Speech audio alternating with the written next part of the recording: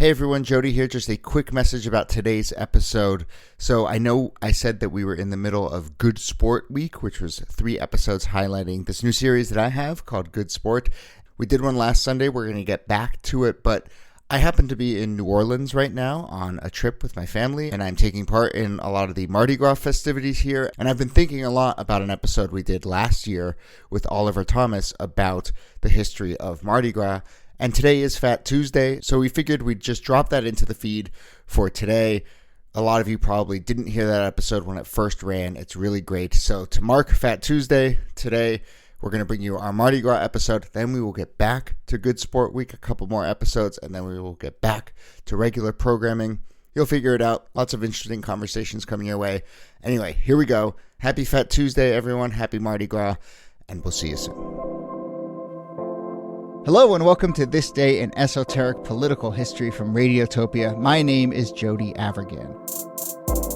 This day, March 1st, 1992, New Orleans, as it does every early March, is getting ready for Mardi Gras. The routes are being finalized, the costumes prepared, the various crews that perform during the festivities, planning everything that they'll need to plan for the marches. This was the 136th annual Mardi Gras, but something was different in 1992, and that's because this was the first Mardi Gras since a local city council ordinance passed banning discrimination among the various crews.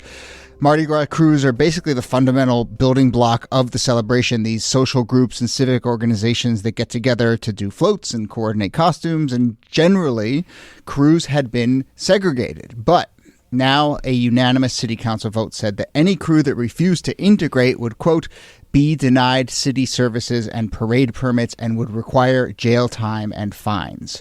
So that's what we're talking about here. The first integrated, at least in a legal sense, and we'll get into all the very complicated ways that this actually played out, the very first legally mandated integrated Mardi Gras. Here to discuss that, as always, are Nicole Hemmer of Columbia and Kellie Carter-Jackson of Wellesley. Hello there. Hello, Jody. Hey there. And we're very pleased to welcome our special guest for this episode in New Orleans right now, Oliver Thomas, longtime New Orleans city councilman, also poet, actor in the series Treme, radio host, lots of other stuff, and a fixture in New Orleans for many, many years. So, Councilman Thomas, thank you for joining us for this. Thank you. I do stuff, right? So, thank you all. Were you on the city council in 92 or was... No, I was a legislative assistant. I was just leaving the city council to go to work for, I think it was the DGD of the federal government with HUD. But I was around, I was a Dorothy May Taylor ordinance to desegregate Mardi Gras, man. That was wow. You're talking about a trying time in our city, and a big time in our city yet. But I had been a legislative assistant under Jim Singleton, who was one of Dorothy Taylor's best friends for years, working as an analyst and a legislative analyst for the city council. And Dorothy Taylor was, she sponsored this ordinance and the first black woman on the city council, right? Yeah, first African-American woman on city council, elected at large. She was alternating council president. I think she was the first black female in the legislature. Yeah. 30 years ago. She was the first of a lot of firsts, not only as a woman, but as an African-American here in the state of Louisiana. And of course, was the first ever move to desegregate Mardi Gras, called Carnival. Wow. Is it me? But I was like, the 90s, isn't this a little late for integration? It feels like this should be coming much, much earlier. But in fact, it's not. Can you tell us why it's taken so long to have integration during Mardi Gras? We shall overcome. We shall overcome. Someday. They didn't say what day. There's no time for That's it. right. Come on, Kellie. They kept it vague for a They reason. didn't say one day. They left that part blank, right? This is like someday. So someday was 1992, right? Maybe, right? Yeah. No, I think, that's probably one of the mysteries, not just mystery, one of the challenges of America and our democracy and our Constitution, especially when you talk about women and then Black folk, right? It's like each year before and after that, it's like, oh, wow, now, why didn't it happen decades ago or years ago? So the same thing applies to that. And why didn't it happen? Because people didn't allow it to happen. They weren't ready for it to happen.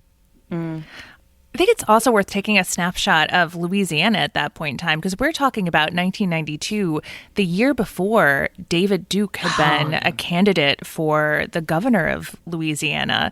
Talk about throwbacks. Strong candidate. I think he got over 40% of the vote.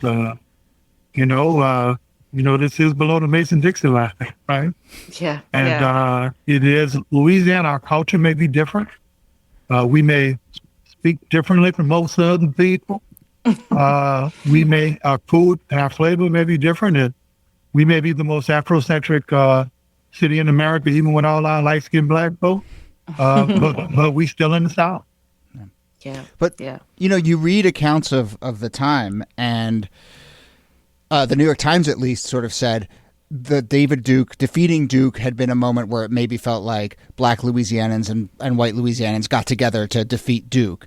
And now this Mardi Gras, is maybe bringing out some of the divisions again and we should get into the fallout, but, obviously this passes unanimously in the city council, but it was very divisive in terms of how is this going to actually play out in practice. Well, the crazy thing about it, right, and it's interesting, Dorothy Taylor, the attack on her, after she initiated this, not only came from white and staunch conservatives, right, and those folk who were rooted in that tradition, even though Mardi Gras was its festive time, the attacks on her came from our own community. Because it was said that it would be an effort to destroy Mardi Gras. Most of our folk work in the service industry. Many people turned on her. It ended her political career. Basically, she was right, and she was treated law. So it was a very divisive time in our community. We had come together as a collective to defeat racists and the Grand Wizard of the KKK, but we couldn't come together to defeat Jim Crow practices and Jim Crow policy. But can you give us a little context about krewes and sort of how they're organized and how much they reflect other racial divisions and dynamics? Yeah, well, krewes were private clubs from Rex to Comus to Moments to Sparta to Venus to today Femme Fatale to, of course, the great, what I believe is one of the great carnival plays of all time, of Zulu, and Endymion, and Bacchus and Orpheus, and on. But early on, parades and private social and pleasure clubs were banded together around race.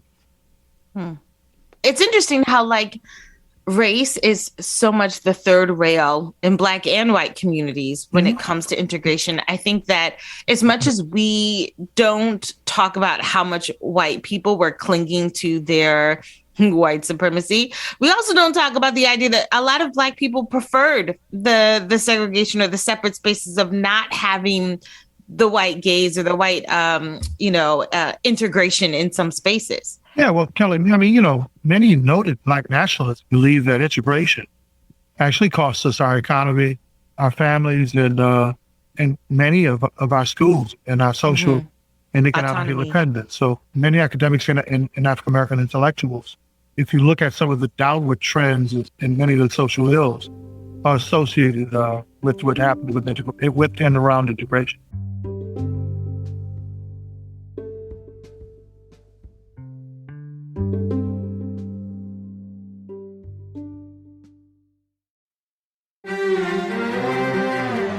You're used to hearing my voice on the world, bringing you interviews from around the globe. And you hear me reporting environment and climate news. I'm Carolyn Beeler. And I'm Marco Werman. We're now with you hosting The World Together. More global journalism with a fresh new sound. Listen to The World on your local public radio station and wherever you find your podcasts.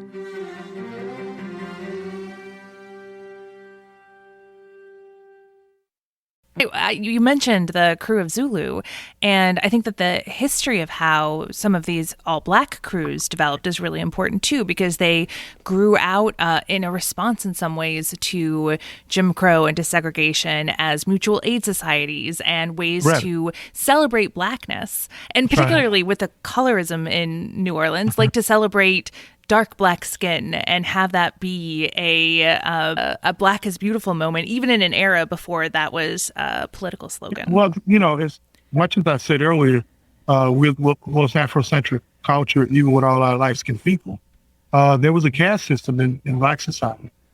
We hear tales of the paper bag. You had to pass the paper bag test to get into some quote-unquote Creole or black clubs. They were segregated by complexion even within the African-American community. So, in New Orleans, that's a real thing. It's like, I'm a light-skinned person named Thomas from the Night Wall, right? Typically, that wouldn't necessarily be accepted in Creole culture. I didn't have a French last name. My father was black man. And I didn't come from that community, so there was a time politically and socially, there was a comment here that said you could be the right color, but the wrong kind. It's like I think it's Michael Graham's Our Kind of People, that's book. Yeah. That he wrote years ago. That's been prominent within our community too. Yeah. Something you see a lot, not just in New Orleans, but all throughout the country, especially in New England, in places where you have like this black bourgeoisie. Those ideas about colorism, I think, are a real aspect of it, especially in social gatherings. There's nothing more social than Mardi Gras. And I think you get to see a lot of that on display, for better or for worse. No doubt. So can we talk a little about how this played out in 92? And I don't know if you have memories of the time but because as a law, right, as an anti-discrimination law, it had proved to be very tricky because, most of the crews were organized, as we were saying, along sort of more nuanced, private, social dynamics. And it's not like they had charters that said, we only accept certain kinds of people. And so this decision was generally kind of mocked, or people said it's going to open up more problems than it's actually going to solve. But at the same time, and I don't know if you remember this, but a number of prominent crews boycotted Mardi Gras that year. No, some of them still don't parade today because of this. Wow. Yeah, absolutely. Yeah, no, they shut it down. Now they still have their regalia and their balls, and some people have their crowning privately, but they don't use public streets. They don't use public resources, and they don't use public spaces in places. Wow. The key to the ordinance was, if you utilize public resources, then you could not integrate it against anybody who's a member of the public. Kind of makes sense. Yeah. Do you think that the backlash was also because it was punitive, also because you could face jail time if you violated the tenets of this law? Like, would it still have that same sort of response if there wasn't, a fine? Martha Taylor wasn't out. She didn't play. She was a soft civil rights figure. Her and the late Aretha Castle Hill, they're both late now. With two women. We had a matriarchal society where a lot of men were up front. Reverend Avery Alexander, Dutch Moriarty, too. But there were some real strong women in the background, engineering and organizing. Dorothy Taylor was one of them. So for her, that level of discrimination warranted that level of punishment. Now, if was it too much, it played out in a real public and private war. I actually think, it's just me, that it contributed to her demise. Right. In many cases, in some cases, I think it had an impact on her life. Well, and it's interesting that there is this public outcry. There are calls to boycott Mardi Gras, and the law actually gets watered down. The ordinance gets watered down. They take away the jail time provision. They sort of soften the language about what discriminatory practices look like. And even then, you still have, as you were mentioning, like crews that just don't show up. Yeah, well, they didn't want to be forced to have to integrate their club, even minus the jail time or some of the extreme penalty. But, of course, they had the right to do that, but they also could not use public streets and public facilities and public resources. Do you think this ordinance has led to integration in a real sense? I mean, are there more integrated krewes now, and is that a result of this ordinance, or is that a result of other factors? As the civil rights movement led to integration, in some areas, you have younger people now who just kind of migrated and kind of blend together in spite of. But Sunday's still the most segregated day in America. We socialize around a lot of things. Go to college campuses, look at fraternities and sorority, how groups hang together at games or public events. Some of it's natural, you naturally go back to your krewe.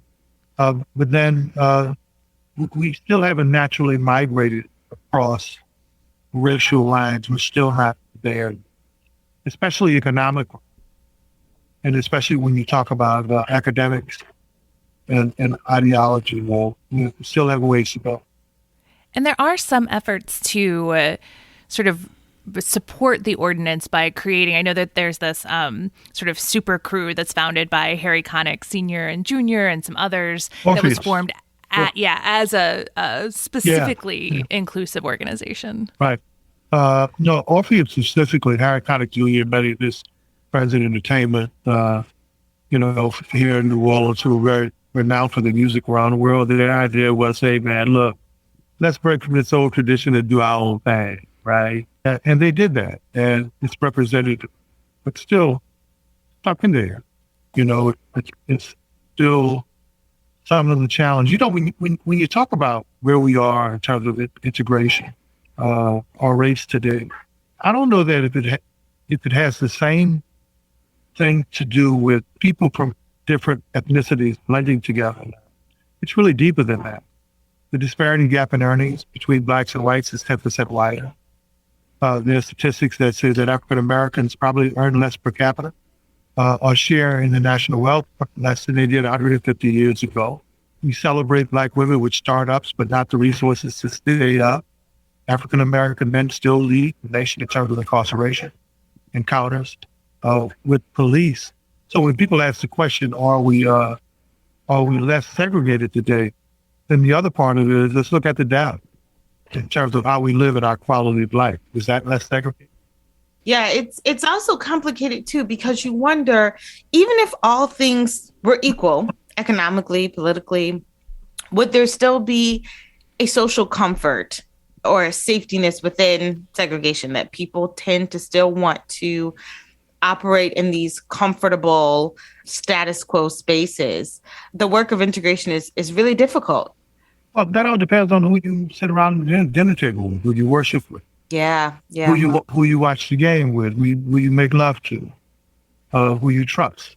Mm-hmm. If you're in circles where those people look like people from different communities in those categories, you're good, because that's your life experience. One of the great examples I use is I played ball in college, and I had friends from other races that we played ball. But when we finished college, we went back home. So on the list that you just gave, who you worship with, who you eat with, who do you celebrate Mardi Gras with, who do you party with? Where does that fit in? I mean, is it a force for genuine community, or will it? Jody, now that's a heck of a question, right? Because the contradiction in that is, in the world, you party with everybody, right? But then what's the key? You go back home. Right. Mm-hmm.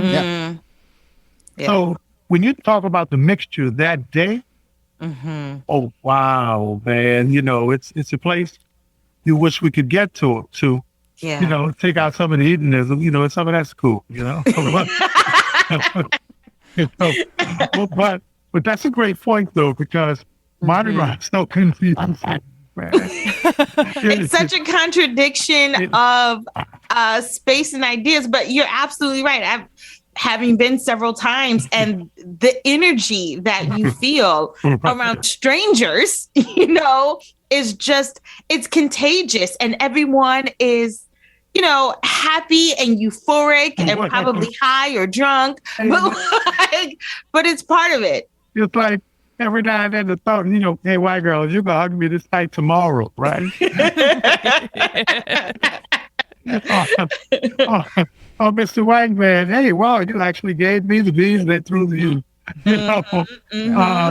Vice versa, yeah, but no, Jody, when I think about that, man, it's like everybody just kind of like blends Mardi Gras, and then it's over, right? Yeah. But you make me think, man, is that not the power of racism and white superiority and social conditioning? Are we really conditioned, even after a festive occasion, hugging and loving each other, to go back to the table that was already set? That's Jody got me thinking now, man. That's what this is about, right? That's what we do. Yeah, but I think that's why this law is so fascinating, because it's an attempt to draw a bright line around a thing that just has so many blurred lines. Yeah. All right. Well, look, you keep thinking about that, and you figure it out, okay? And you keep us posted. Solve the problem. Yeah. Solve it, and get back to us. They called me the fix-it guy. Yeah, okay. But look, as we wrap up, we're recording this a little early, but the day that this episode comes out is the first day of Mardi Gras. So paint the picture for us. Your first night of Mardi Gras, what does it look like? Make us jealous. Oh, I gotta start the night before, getting ready, right? Not being able to sleep that morning, preparing for what I'm going to wear, what kind of comfortable shoes, how I'm going to prepare the kids and the family. Do I separate from them at some point when I go to the Grammy part under the bridge? Now, for real, right? Because there's an underbelly, right? New Orleans is one of the most gloriously Grammy places in the world, right? And there's an underbelly from where to eat to who to hang with, and most people that tourists don't know about unless you connect, right? So do I get into the underbelly? How safe is it? For real, do I want to bring my I got a 12-year-old and a 5-year-old, I started over, right? Do I want to take them in the underbelly with me? But then there's the calculation, guys. How many coconuts I'm going to get? I'm thinking, right? Who needs me to get their coconuts poured from my mama, my sister, my auntie? So all of these things go into, do I want to make up my face at all?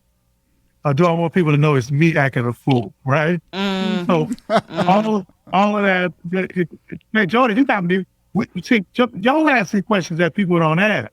Because there is preparation and there's thought into this thing, man, that we do here that people don't really know about. It ain't just waking up, right? It's like, they don't put crease in jeans no more. Should I leave mine out, right? It's all of those kinds of things. Is my wife going to show her titties, Diane? I hope not, but my niece will, so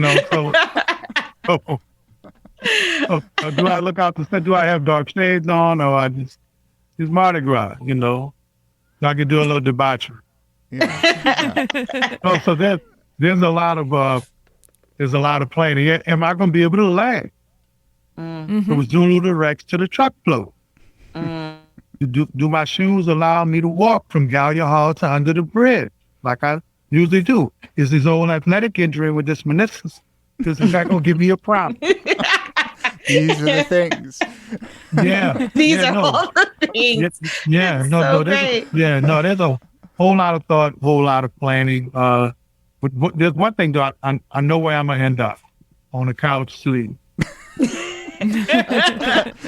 No. Eventually. That's where everyone ends up eventually. Look, before COVID, right? My son is 5 now. Before COVID, we went to Mardi Gras.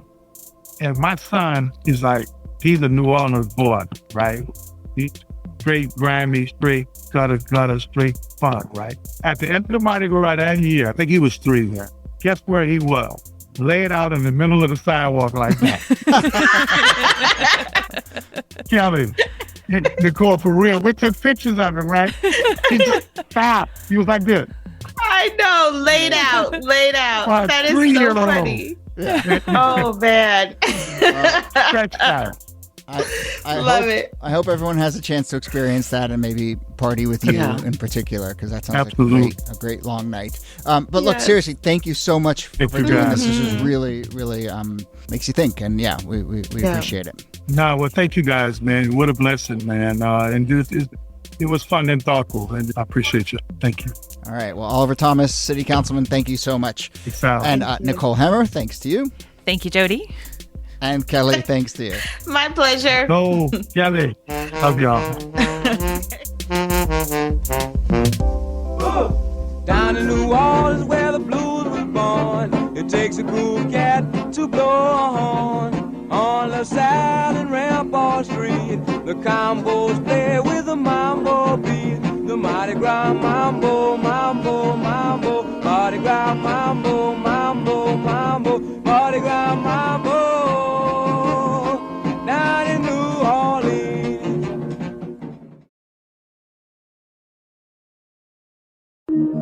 Radiotopia.